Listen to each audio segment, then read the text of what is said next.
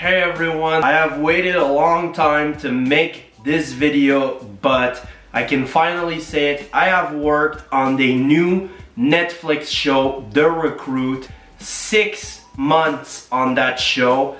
And oh boy, I got some things to say, talking about my experience, my opinion about the show. What a crazy ride, to be honest. Started working in October of 2021 to December 2021. Had a Christmas break, started back in January to March of this year in 2022. How did I get this job on The Recruit? Well, how it happened was I just finished a big movie. Worked on a big movie that's coming out in summer of 2023. 3 months on that production. Night shoots almost every single day. Finally, I got a break. Like, went to do social activities, relax at home, hang out with friends. And someone that I worked with on that production called me and asked me if I wanted to work on a production called Gray Mail. Originally it was called Gray Mail, but they decided to change the name to The Recruit after we were finished filming in Montreal, because I think they filmed in Vienna for real. They really filmed in Vienna.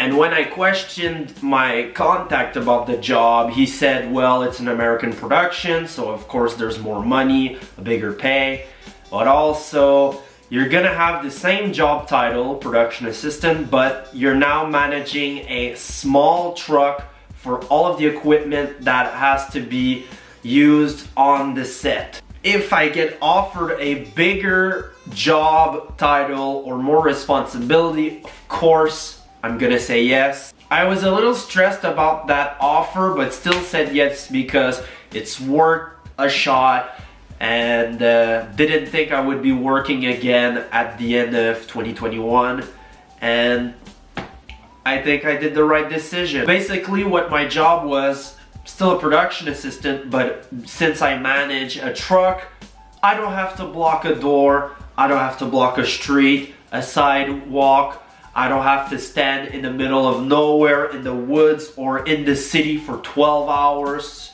to monitor trucks or block anything.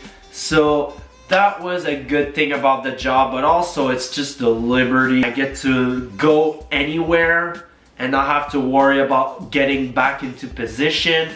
I would just help other departments. The stuff that I give them are in my truck, but it was really one of the coolest and most fun jobs that I had so far in a production. I have to talk about my first day there. Pretty stressful and intense. Our first day that we filmed, it was in the show when Owen goes to the Phoenix Motel, which is really at Saint-Jean-sur-Richelieu. It rained, it was windy, just not the greatest temperature to film in, not the greatest conditions, but it was my first day.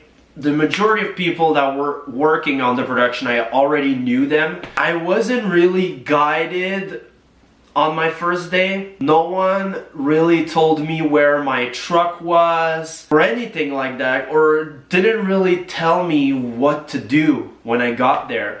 Like, I arrived and it took me 20 to 30 minutes to realize, oh yeah, I have a truck to manage.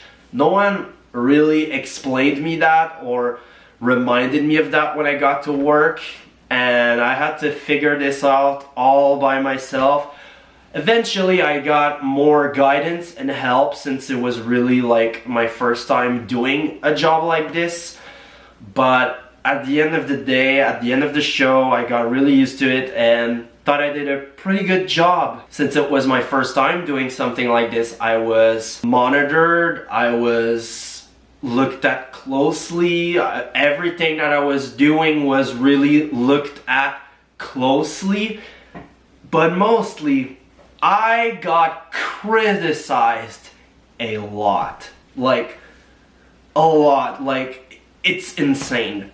Like, it was too much at one point. One of my good friends that I've worked with on the previous production before the recruit, I looked at him and I was like, yo, I think I regret saying yes to this show. Like, I was super stressed, anxious, and I just being looked at and criticized non-stop was just not good. And he was like, well, it is what it is. It's always like that when you start something new. And I remember when I thought about already fucking quitting, I said to myself, okay, this is the first and the only time I will allow myself to think about quitting. Now I'm invested in this production. I am not quitting. I'm going to do the best that I can and prove people wrong. And if you know me personally,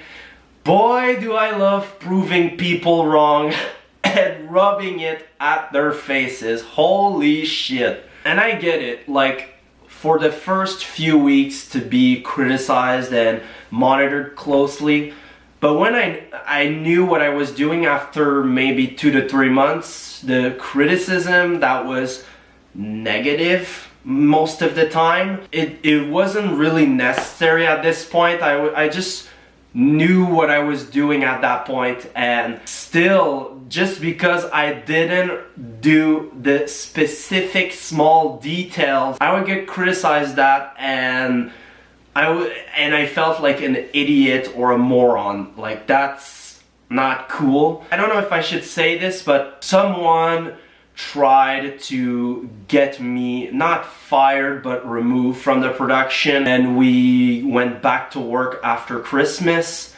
and thankfully a lot of people backed me up and wanted me to stay, and I stayed the entire show, and I proved that person wrong that tried to get me out of here. When I got back from the Christmas break, things went well because the people that were just always on my ass criticizing me went to do other projects, and since I had no one to spy on me, I guess, everything went well and everyone enjoyed and liked my job and was satisfied with what I brought to them and were happy in the end, and that's what matters. I don't know if I should talk about this, but I'm gonna be super vague about this topic and not go into too much details. At the beginning of the production, there was some unexpected circumstances and unpleasant ones that have occurred to almost everyone on the crew. The way I can say it, there were some unexpected delays into payment. Because of that, we had an extended weekend. There's one thing I have to say, a story that I felt was, in my opinion, important to share. During that extended weekend, these circumstances, I had to go back to get a COVID test because you had to get tested 3 times a week when we were doing this show. When I went to test myself for COVID before going back to work, I stumbled upon Noah Centineo. He was there at the same time as me when I went to get my COVID test. And Noah Centineo, the main character of course, but he's also an executive producer on the show. And he asked me, hey, how's it going? What's your name? What's your job? What's your department? I think he was doing that to at least one person per department. He asked me these questions and after told me that he was going into a meeting with other producers to talk about the circumstances that I've described earlier. He just left and he just told me that, and he told me that things would get better. The next day we go back to work and I just walk past him at work and I can see he's looking at me. Like I can see he was looking at me when I passed. I'm at my truck. The truck was in the studio. We have a lot of space to even put trucks inside, and he just comes up to me. He's like, hey man, how's it going? Did you get paid? Like, what's going on? And I told him I got paid a little. A lot of my coworkers still didn't get paid, and I felt like he only cared about me if everything was alright financially with the production. And I always try to remind him that my coworkers still had issues with their payments. Not only just me, even though I got some clarity and some problem fixed, I still try to remind him that others still have issues and that it's not because my things are okay that everyone else is okay. I think he understood, and he told me like things would get fixed like today, and it did. Things got fixed. It just sucks that at the beginning of a production that we already had issues like this. I just had to say that Noah Centineo really defended the crew and really like had meetings and did things to help. But I just wanted to talk about this because I just wanted to share how great of a guy Noah Centineo is. He really went out of his way, even if he didn't have to help out the crew and make sure everything was okay. And that's something I will always remember about him. Like, it's just, I felt appreciated of my work already, and just the fact that someone like him cared about the crew and cared about this project and wanted everything to be going well was great and awesome. And if you ever work with Noah Centineo, not only as an actor but as a producer, I'm telling you only good things about him. I have nothing negative to say, and super grateful for what he did for the crew because I truly appreciate it. Speaking of him, of Noah Centineo, had some conversation with the guy. He's really a genuine person. He's one of the best actors or celebrities that I have interacted with. He's really a great guy. We talked about cameras because he brought a camera at work and was filming some behind the scenes, and then I asked him questions about the camera, and then I told him, oh, I have a Canon EOS M100, which is what I'm filming with right now. We also talked about work hours and just did some banter too. I have an anecdote to say about an interaction I had with him. You know, in the call sheet there's still the scenes, right? But I still didn't really understand what we were filming. And I saw him at Crafties and I just asked him, hey man, how's it going? Blah blah blah. And I told him, so yeah, what's this show about? And he didn't have to, but this guy fucking described the entire plot of the show. He described the entire plot of the show. And I respond like a fucking idiot. Oh, so it's just blackmail then.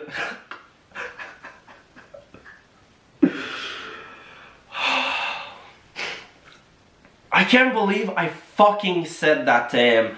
He describes it perfectly. He describes everything, the plot, everything, and I just respond like an idiot. Oh, so it's just blackmail then, eh? Fucking hell. And he's just like, well, yeah. God. And also, I asked him because there's one of the scenes, the sea fundraiser, there were two guys dressed as dolphins and sharks. I'm like, hey, did you have anything to do with the two guys dressed like that? He's like, not really, and to be honest, I think it's a bit too much. Even him thought the two guys dressed as sharks or dolphin or whatever the fuck was too much. And after that, people told me, Shawn, you know, you just talked to him and you didn't have time to get his coffee. That made me feel bad that I fucking disturbed his fucking time away from having coffee. And at the end of the day, when he left, I was just like, hey man, sorry I didn't let you get your coffee. And he just looked at me and said, oh, stop it, you motherfucker. But things were cool.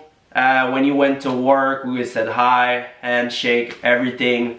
But just He's a great guy and nothing negative to say about him. I've watched the entire season. I'm surprised that I enjoyed it. Yeah, it was good, but not more than good. I think the character played by Noah Owen is great, but it just gets overly complicated at the end of the season and also a little bit rushed. But overall, it's just a good spy show, and it feels a little different from other movies or shows about that topic. But yeah, overall 7 out of 10. I'm editing right now, but I just had to mention that Laura Haddock killed it as Maxine. She performed the character really well and got into character amazingly, and that's why I didn't really want to talk to her on set, because of how much goes into being this character. Nothing negative to say about working with her. She was great, and I just couldn't say anything. I had to say it. She was the best character on the show. The chemistry with Owen was great, and still great performance. The majority of the scenes filmed in cars, buses, or trucks. The green screen is just awful. Awful. Like painfully awful to look at. I know, since I've worked on the show or I work in this industry, I see these things easily. But I watched the show with someone that knows nothing. They were like, bruh, that's fucking fake. Like, they have no experience or knowledge about the industry, and they saw those, and they saw how awful it was. And I'm sorry to anyone that made the special effects in the car scenes or whatsoever. I'm really sorry. There was good VFX, majority was good. I just can't believe we filmed in snow and they removed the snow falling out of the sky in post-production. How insane is that? In the first episode, when Owen goes to like the bunker or whatsoever, that was filmed in the backlot of our studio in minus 20 degrees Celsius. And it doesn't even look like it's cold. And that we're in fucking Canada. How crazy is that? That they can do this. There's also the scenes when they get into the other country when there's a lot of snow. There's like some sort of water tower. That water tower is at the studio we're filming, and it doesn't even really look like we're there, like at the studio. How, like, that's just crazy to me that they can fucking edit that shit out. I'm impressed, really. Like, props to the people that have done this, except for the horrible green screen car scene. I enjoyed this show, and of course, I already knew it would end in a cliffhanger and in a dramatic, suspenseful way. I don't even know what's gonna happen in season 2, even if I worked in this season. I had so much fun on this production. At the end of the production, I was happy coming to work every day, and that's what's the most important, because when you work on productions, you work more than 12 hours a day in the majority of the time, and you want to enjoy your time. If you're not happy coming to work, or you don't get along with some of your co-workers, it's gonna get long, it's gonna drive you insane. But thankfully we ended the production on a good note and had fun the majority of my time there. That's the most important thing to have in a production, is to have fun and work with people you like and that you enjoy. I received some gifts from the production, and I'm gonna show you those gifts right now. So when we finished filming the first block before going on our holiday break, I received this backpack from the production. It says Gray Mail because it was supposed to be called Gray Mail. And we have a note with my name on it, and it says, "To our brilliant team, wishing you a happy holiday season. We know it's been quite the ride, and we appreciate all of your hard work. Thank you, have a great hiatus. Alexi, Doug, Noah, Dave, and Jean." Super nice gift It's really nice backpack, by the way. You can put a lot of things in it. And also, I got this knife right here. It says Graymail Logistics 2022. It's a pretty sick knife, by the way, and I use it every single day when I go to work, when I need it, of course. I'm gonna put this down, you know? It's still a weapon. Here's some behind the scene pictures. I'm cleaning the floor of the studio, and behind me is the second prison Max was transferred to. All built in studio, just like the CIA office. There's the corridor, the hallway. I don't know why I said it in French. The big boss's office. Not gonna lie, looks comfortable. Yeah, I guess. This is a prop, but production should have printed this for real, in my opinion. Also, this was built in studio. And Noah left his Rice Krispie treat, well, paper on the floor. Don't know why he didn't pick it up, but hey. This is also built in studio. Next picture, it's me looking fine as hell in a Polaroid. This car, we barely saw it in the last episode. Then we filmed in a snowstorm. Fun. Then Xander, my boy is dead. Why is he next to our stuff? And this is the shirt Max wore before she got shot. And I don't know why there's a random dog just there. Picture of the monitors because why not? And that's the fucking shark or dolphin I was talking about that I still don't understand why. Then there's the prison. It was a prison before, but it's now a weed factory. Don't know why, but hey, it is what it is. Then I'm flipping the bird to the camera. Great. That's in Montreal. We can see the casino, and wow, my thumb looks horrid. I want to throw up right now. That was my experience working on The Recruit. You can go watch it right now on Netflix. And let me know what you thought about the show in the comments down below. But really, thank you for watching this video. Make sure you like, comment, share, subscribe to my channel. Follow me on my social medias that will be in the description down below. Turn on the bell for notifications when I post. And I'll see you in the next one.